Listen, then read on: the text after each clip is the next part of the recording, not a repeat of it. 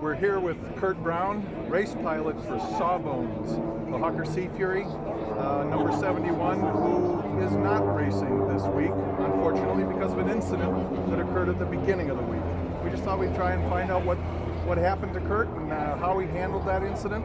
But first, can you tell us a little bit about why you were flying out there on that first flight, and give us a little idea of what happened up until that incident? Well, we were flying on Sunday, and that's the first day that we can get on the race course. It's a day to do some of our G training. We call it G loss of consciousness training, where we go around the pylons and get used to the G's that we're going to be pulling, and also to burn down some of our 100 low lead, our kind of normal fuel we use day to day, so that we can put in our race fuel, the good fuel. And so I was out there going around the pylons, burning gas and having fun. So it wasn't a typical practice, right? You had to make room for somebody that was qualifying. Oh yes. We were, during the very first time on the course, we do some training for the guys that haven't raced before, so they can get their check rides and make sure they're competent on the course. So I went on the course right when the period opened and did a couple of laps around, and then when they were ready to join the course for their training, I went up to the queue, which is our cool down area, and just waited to get back on the course. They did a couple laps and did a simulated engine out landing, and then they were complete with their training. So then I requested to come back down on the course, and so I did, and I was accelerating from 8,000 feet down to about 5,050 feet, so to speak, and I had a little issue. My window came open. So when he was demonstrating his capability around a dead stick landing, a no power landing, right, what is that intended to simulate? Well, on the race course, you always have to be prepared for a malfunction or a failure, and the worst thing you can have is an engine failure or maybe a flight control failure. Well, it's kind of hard to simulate a flight control failure, so we put it, the best we can do is if you lose your engine, it just stops. So guys are on the course are trained to do the correct maneuver, pull up, to exchange that airspeed for altitude, go to the center of course so you have more options. Pick a runway. If you can do one with good wind, that's great, but sometimes you just have to pick a runway to get the airplane back on the ground safely. So that's what the new rookie guy was demonstrating. So when did you notice that you had an issue, and what was that like? I wish I could say I noticed something going wrong or happening. That's usually the case when you have an engine problem or something, but literally I was flying along fat, dumb, and happy, and literally in a split second I heard this huge boom.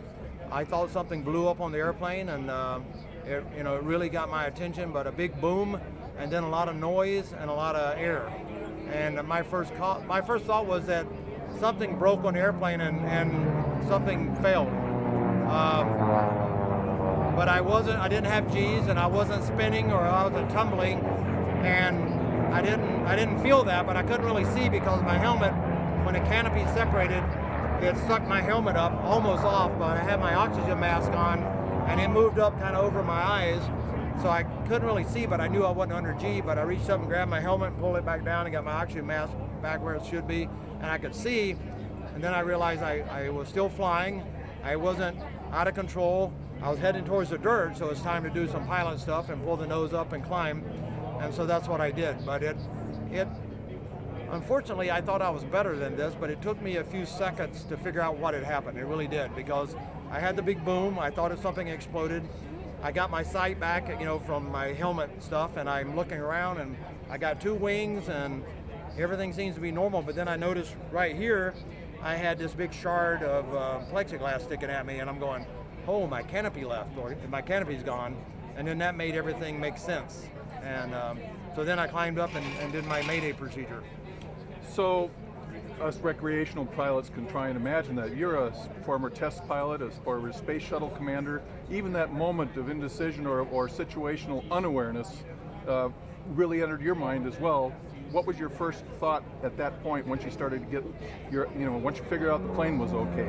Well, obviously we go through a lot of training out here, and from my experience in my past, the first thing you got to do is you got to fly the airplane. You're in the air, you got to fly the airplane. If you quit flying the airplane, something's not going to be good. You're going to wind up hitting the ground, or getting in an attitude you don't like.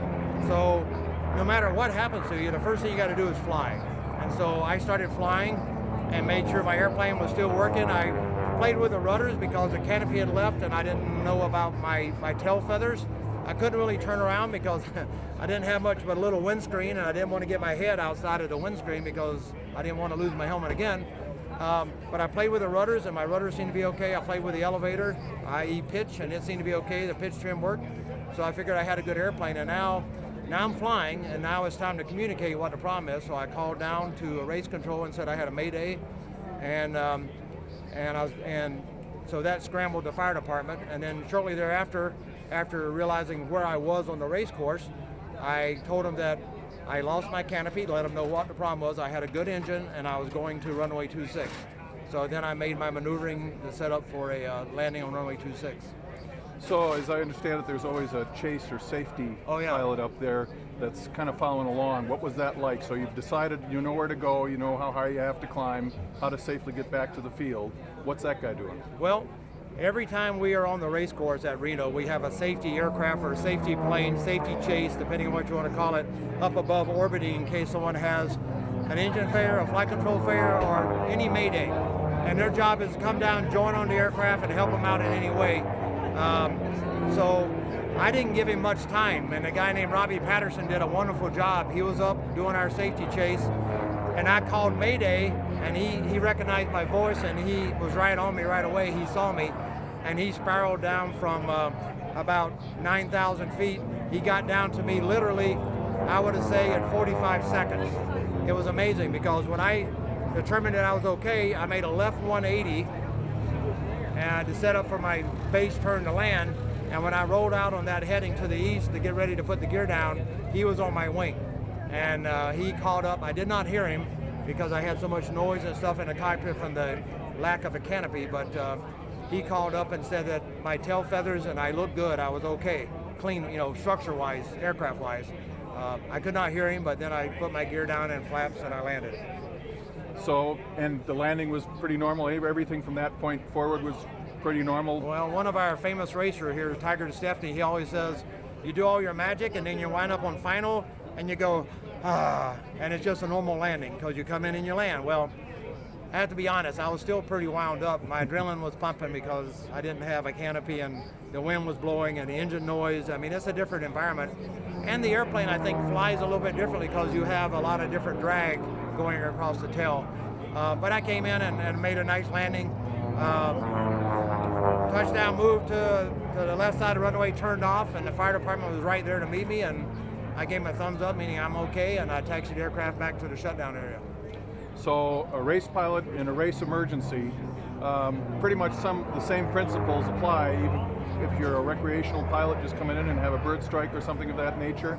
Kind of the same steps to the process, isn't it? Well, I have to be honest with all my fellow aviator friends.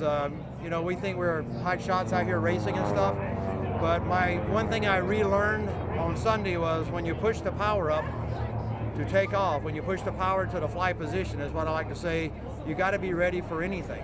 You really do. You got to be ready for anything. And I was going out just to burn gas and have fun. I wasn't going to. We weren't pushing the engine. We weren't pushing the airplane. We were just burning fuel. And I honestly was not expecting to have any problems at all, especially losing the canopy. So no matter what you're flying, when you put the throttle in the fly position, you leave the ground, you got to be prepared. And that means being prepared for, i.e. knowing your aircraft and knowing the systems, also to know the weather and what you're going to be doing, and then know the maybe the outcomes that could happen with the maneuvers that you're going, whether you're doing instruments or you're going out to do aerobatics. You gotta be prepared. Well, thanks very much for the insights, Curt. We're glad you're safe. We're glad the airplane is basically in one piece. Hope to see you here next year.